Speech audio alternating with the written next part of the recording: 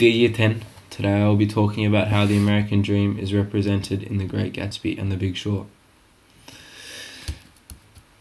In The Great Gatsby, the American dream is a main theme quoted throughout the book, set back in 1925 during the so-called Jazz Age.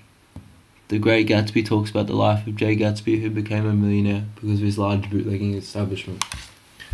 The book also talks about the life of Tom Buchanan, who's depicted as the bad guy in the book, who came up from his oil company before Jay Gatsby, referring to his money as old money and Gatsby's as new money.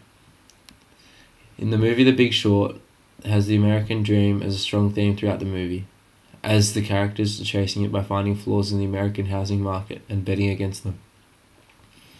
The Big Short talks about the US housing market crash in the mid-2000s with close documentation on the people who predicted it and made money off the crash. He stretched out his arms towards the dark water. I distinguished nothing except a single green light, minute and far away. When I looked once more for Gatsby, he had vanished. In this scene, Nick Carraway observes Jay Gatsby standing alone on his dock, looking out onto the water, before he formally meets him. Gatsby standing there, stretching his arms out, aiming at the green light on the end of Daisy Buchanan's dock. For Gatsby, the light represents Daisy's long-lost love. This refers to the American dream because Gatsby has achieved half of his dream by getting money. Now he has to chase the other half to try and form a relationship with Daisy Buchanan. Anything can happen now that we've slid over this bridge. I thought, anything at all. Even Gatsby could happen, without any particular wonder. This quote's taken from when Nick Carraway and Jay Gatsby drive to New York for lunch.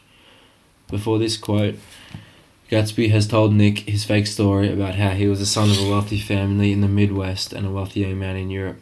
However, Nick has a hard time believing this. Gatsby's ability to achieve seems limitless to Nick, especially in the large and liberated city of New York. This quote also implies that America is essential to Gatsby's success, much like the American dream. Nick implies that becoming successful without having a verified connection to a wealthy family is only possible in the United States. This represents the American dream in saying that it is common belief back then that you need to be from a wealthy family to become rich and live the American dream. It shows Gatsby isn't afraid to show off that he's rich, but wants to make it seem like he's got his money in a legitimate way, not from his illegal bootlegging business. The Big Short. You just bet against the American economy. If we're right, it means people lose homes, jobs, retirement savings, pensions. Those aren't just numbers. For every point unemployment goes up, 40,000 people die. Did you know that? In this scene, Jamie, Charlie and Ben are in a casino celebrating after they've betted millions, if not billions, against the American housing market. Charlie and Jamie are walking around dancing while Ben's walking emotionless. Ben states the quote above and comes to a quick realization of what Jamie and Charlie have done. This may be their way of achieving the American dream, but at the expense of millions of other people.